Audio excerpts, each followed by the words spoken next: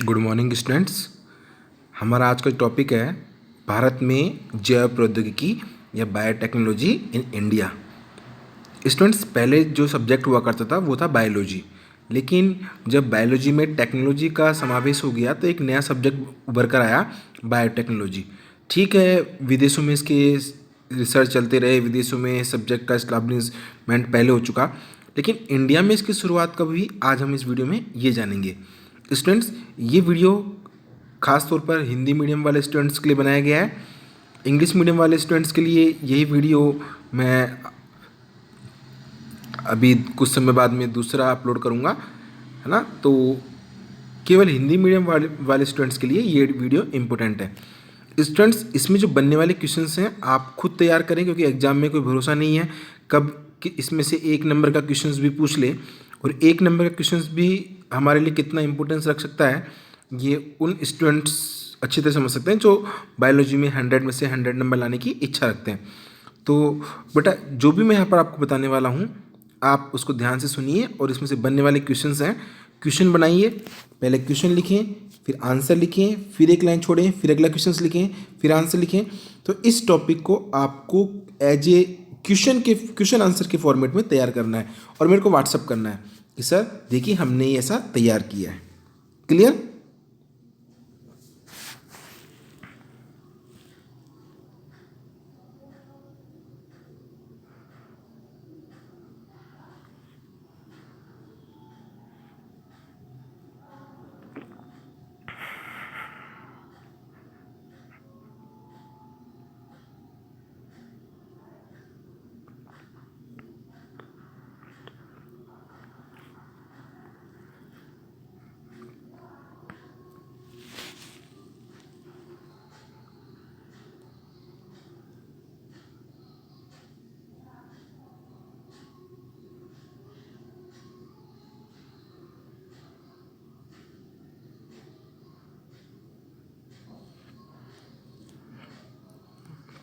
तो स्टूडेंट्स,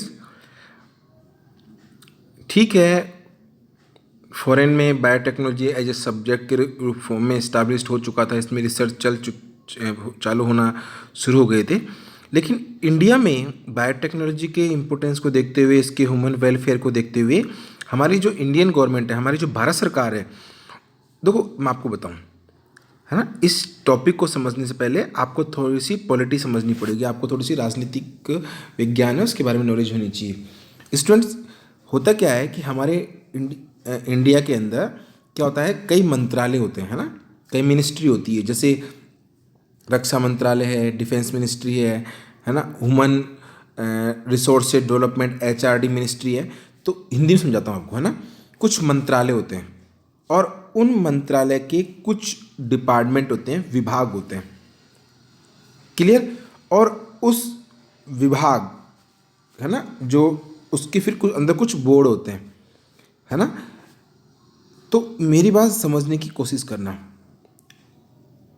जैसे आपको मैं समझाऊं, विदेश मंत्रालय है, फॉरेन डिपार्टमेंट है, विदेश मंत्रालय। इस विदेश मंत्रालय के अंदर कई विभाग हैं, जैसे पासपोर्ट बनाने वाला कोई विभाग होगा, इमिग्रेशन वाला कोई डिपार्टमेंट होगा। तो मंत्रालय के अंदर क्या होता है, कई डिपार्टमेंट होते हैं और उन डिपार्टमेंट के अंदर कुछ बोर्ड बनाए जाते हैं। क्लियर? तो ठीक है, जब पूरे वर्ल्ड में या बायोटेक्नोलॉजी का इंपॉर्टेंस और ह्यूमन वेलफेयर को देखते हुए, तो भारत सरकार ने क्या किया, 1982 में 1982 में एक राष्ट्रीय जैव प्रौद्योगिकी बोर्ड, इसको बोलते हैं नेशनल बायोटेक्नोलॉजी बोर्ड, है ना, NBTB की स्थापना कर दी। क्लियर? और ये विभाग कौन सा था, किस विभाग के अंदर की इस बोर्ड की स्थापना, विज्ञान एवं प्रौद्योगिकी विभाग के अंदर, है ना। मंत्रालय है, विभाग है कौन सा, विज्ञान एवं प्रौद्योगिकी विभाग। इस विभाग के अधीन एक बोर्ड की स्थापना कर दी, राष्ट्रीय जैव प्रौद्योगिकी board, national biotechnology board, NBTB। Clear? लेकिन जब इसका और इम्पोर्टेंस बढ़ता गया, समय के साथ इसकी इम्पोर्टेंस और डिमांड देखते हुए, फिर गवर्नमेंट ने क्या किया, इस बोर्ड को एज ए डिपार्टमेंट के फॉर्म में अपग्रेड कर दिया। मतलब अब इसको बोर्ड ने रख के अब इसको क्या कर दिया, एक अलग से डिपार्टमेंट बना दिया। कब? 1986 में। और क्या नाम रखा उसका? Department of biotechnology, DBT. ये आज भी है, आज भी डीबीटी काम कर रही है। जब अगर आप हायर क्लास में बायोटेक्नोलॉजी लोगे तो आपको, अगर आप अच्छा परफॉर्म करोगे तो आपको स्कॉलरशिप देगी। कौन सी department? DBT, department of biotechnology, है ना। तो मेरी बात समझने की कोशिश करना, गवर्नमेंट ने 1982 में बोर्ड की का इस्टेब्लिशमेंट किया, किसका? एनबीटीबी का, नेशनल बायोटेक्नोलॉजी बोर्ड का। लेकिन 1986 में क्या कर दिया, इसको अपग्रेड कर दिया, किसमें? एक डिपार्टमेंट को। डिपार्टमेंट कौन सा? Department of biotechnology, right. ये डिपार्टमेंट आज इंडिया में जितनी भी यूनिवर्सिटीज़ हैं, जितने भी ऑर्गेनाइजेशन हैं, जितने भी रिसर्च सेंटर हैं, सबको ये फंड देती है। क्लियर? सबको ये फंड देती है, पैसा देती है, स्कॉलरशिप देती है। किसके लिए? कि आप अच्छे से अच्छा रिसर्च करो, अच्छे से अच्छा इंफ्रास्ट्रक्चर क्रिएट करो। किसमें? बायोटेक्नोलॉजी में। जैसे राजस्थान यूनिवर्सिटी से या किसी भी यूनिवर्सिटी से आप बायोटेक्नोलॉजी करते हैं, आप अच्छा परफॉर्म करते हैं, तो आपके परफॉर्मेंस के एग्जाम पर एक एग्जाम भी होता है, इसकी बेसिस पर वो आपको क्या करती हैं? पैसा देती हैं, आपको स्कॉलरशिप देती हैं कि बेटा आपने अच्छा परफॉर्म किया है, आपकी पढ़ाई का पैसा हम आपको एज ए स्कॉलरशिप देते हैं। तो आज भी ये जो डीबीटी है, डिपार्टमेंट बायोटेक्नोलॉजी, ये यूनिवर्सिटी को ग्रांट देता है। जैसे राजस्थान यूनिवर्सिटी है और भी यूनिवर्सिटी है, इनको ये ग्रांट देता है कि हाँ हमने आपको इतने करोड़ रुपए दिए हैं, आप अपना इंफ्रास्ट्रक्चर तैयार करो, आप अपनी जो भी है अपग्रेडेशन है आप जो करो, और इस पर अच्छे से अच्छा आप रिसर्च तैयार कराओ। मेरी बात समझ में आ गई?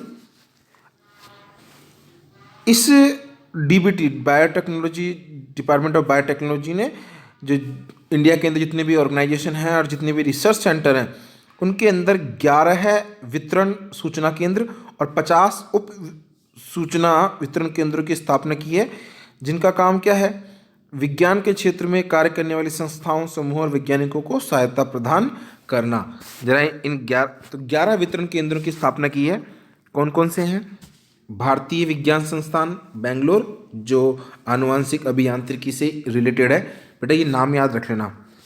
मदुरई कामराज विश्वविद्यालय मदुरई के अंदर है। बोस संस्थान कोलकाता के अंदर है। जवाहरलाल नेहरू जेएनयू जो नई दिल्ली के अंदर है। डीयू दिल्ली यूनिवर्सिटी जो दिल्ली के अंदर है। फिर है भारतीय कृषि अनुसंधान संस्थान नई दिल्ली में है, जहाँ पर plant tissue culture, photosynthesis, plant molecules, bioscience, है ना, कृषि सूचना विज्ञान, इस पर रिसर्च होता है। फिर कोशिकाएं आनुवांशिक जीव विज्ञान केंद्र ये हैदराबाद में है ना। उनका जीन, कोशिका रूपांतरण, न्यूक्लिक एसिड, प्रोटीन संरचना, इस पर यहाँ पर रिसर्च होते रहते हैं। ये चीज़ याद रखना, कौन सा कहाँ पर है। आपसे पूछ सकता है कोशिकाएं आनुवांशिक जीव विज्ञान केंद्र कहाँ पर है, तो आपको आंसर देना पड़ेगा हैदराबाद में। इसके बाद राष्ट्रीय रोध क्षमता विज्ञान संस्थान कहाँ पर है? नई दिल्ली के अंदर है। यहाँ पर रोध क्षमता, है ना, संबंधित रिसर्च होते हैं। इसके बाद सूक्ष्म जैव प्रौद्योगिकी संस्थान एंजाइम अभियांत्रिकी, ये जो है ये 11 है जहाँ पर इन्होंने ये इस्टेब्लिशमेंट किया है। आपको इनको पता होना चाहिए कौन कौन से हैं, रट लो एक बार, याद कर लो एक बार, है ना। और कहाँ पर ये है इस्टेब्लिशमेंट, ये भी आपको याद रखना है। किस चीज़ का रिसर्च होता है ये भी थोड़ा सा ध्यान रख लें, है ना। आगे है, इस डिपार्टमेंट द्वारा, जैव प्रौद्योगिकी डिपार्टमेंट द्वारा जैव द्रव्य संग्रहण एवं इसके पूर्व स्थापन के लिए योजनाएं प्रारंभ की, है ना। राष्ट्रीय पादप आनुवांशिकी संपदा ब्यूरो NBPGR, इसकी फुल फॉर्म पता होना चाहिए, national bureau of plant genetic resources, नई दिल्ली में। ये क्या करता है? क्लोनीय फसलों के जनन संग्रह हेतु राष्ट्रीय पादप ऊतक संवर्धन आधान सुविधा, है ना। औषधीय एवं एरोमेटिक पादपों के जनन संग्रह हेतु केंद्रीय औषधीय एवं एरोमेटिक संस्थान, clear, CIMAP, central institute of medical and aromatic plants, Lucknow में ये, है ना। और उष्णकटिबंधीय वानस्पतिक उद्यान अनुसंधान संस्थान TBGRI, tropical botanical garden and research institute Trivandrum में है। और राष्ट्रीय प्लांट आनुवांशिक संपदा ब्यूरो नई दिल्ली में है। यहाँ पर क्या है, इन्होंने जीन बैंकों की स्थापना की। जीन बैंक प्लांट का जो जेनेटिक जो जर्म प्लाज्म है उसके कलेक्शन के लिए, क्लियर।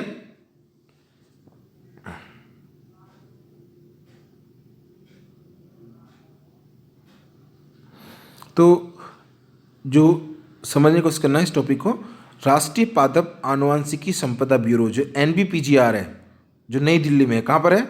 नई दिल्ली में। समझना, नई दिल्ली में एक ऑर्गेनाइजेशन है, राष्ट्रीय पादप आनुवंशिकी संपदा bureau, NBPGR, national bureau of plant genetic research, नई दिल्ली में। इसमें क्या है, क्लोनीय जो फसल हैं, है ना, उनके जननद्रव्य संग्रह हेतु, क्लियर, राष्ट्रीय ऊतक संवर्धन आधान सुविधा और औषधीय एवं एरोमेटिक पादपों के जननद्रव्य संग्रह हेतु इन 3 जगह पर क्या है, जीन बैंक इस्टेब्लिशमेंट की। जीन बैंक कहाँ कहाँ पर?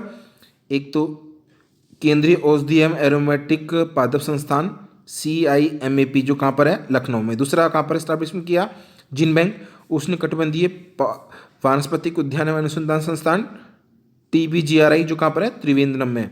और राष्ट्रीय पादप आनुवंशिक संपदा ब्यूरो नई दिल्ली में। इन 3 जगह पर क्या है, जीन बैंक इस्टेब्लिशमेंट किए। क्लियर? तो जो राष्ट्रीय पादप आनुवंशिक संपदा ब्यूरो है नई दिल्ली में, उसने 3 जगह क्या है, जीन बैंक इस्टेब्लिशमेंट की। एक तो खुद के अंदर ही किया, और एक कहाँ पर किया, CIMAP लखनऊ के अंदर, और एक TBGRI त्रिवेंद्रम के अंदर। क्लियर?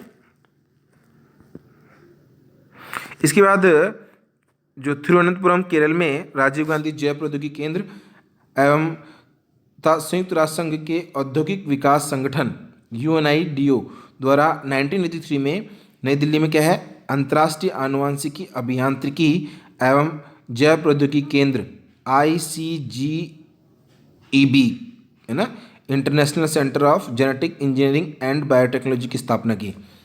किस, क्लियर? ये भी आपको पता होना चाहिए, है ना।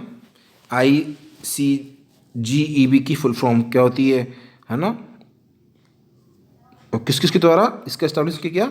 संयुक्त राष्ट्र संघ के औद्योगिक विकास संगठन द्वारा और राजीव गांधी जैव प्रौद्योगिकी केंद्र के द्वारा। कब? 1983 में। यहाँ से क्वेश्चन बनता है। क्लियर? कि ICGB की फुल फॉर्म क्या है, ICGB की स्थापना कब हुई, ICGEB की स्थापना किसके सहयोग से की गई, है ना। ये आपसे क्वेश्चन तैयार होना चाहिए स्टूडेंट। इसके अलावा भारत में कुछ बायोटेक्नोलॉजी पार्क भी स्टैब्लिशमेंट किए गए, जिससे स्टूडेंटों के अंदर, बच्चों के अंदर, लोगों के अंदर इसके लिए थोड़ा सा इंटरेस्ट क्रिएट हो सके। तो अब तक 19 जैव प्रौद्योगिकी केंद्र, बायोटेक्नोलॉजी पार्क स्थापित किए जा चुके हैं, और भी स्थापित किए जा रहे हैं। तो कहाँ कहाँ पर स्थापित किए गए हैं? जैव प्रौद्योगिकी उद्यान लखनऊ के अंदर, हैदराबाद जैव प्रौद्योगिकी उद्यान, गोल्डन जुबली बायोटेक पार्क, है ना, फॉर ह्यूमन सिरुसेरी कांचीपुरम तमिलनाडु के अंदर, गुवाहाटी जैव प्रौद्योगिकी उद्यान, biopharma IT park Andharua Bhubaneswar, TICL अंतर्राष्ट्रीय जैव प्रौद्योगिकी पार्क पुणे के अंदर, है ना, हिंजावड़ी के अंदर, एंड किनफेरा जैव प्रौद्योगिकी पार्क केरल के अंदर। तो ये क्या है, कुछ बायोटेक्नोलॉजी पार्क इस्टेब्लिशमेंट किए हैं। स्टूडेंट्स, आपको इस पर खुद को अपने नोट्स बनाने हैं। क्लियर? कोई 10 से क्वेश्चन बनेंगे, आपको बना के मुझे व्हाट्सअप करने हैं। क्लियर? और ये याद कर लेना कि कौन से पार्क कहाँ कहाँ पर है, किसकी फुल फॉर्म क्या है। स्टूडेंट्स, मिलते हैं हमारे नेक्स्ट वीडियो में। Thanks for watching.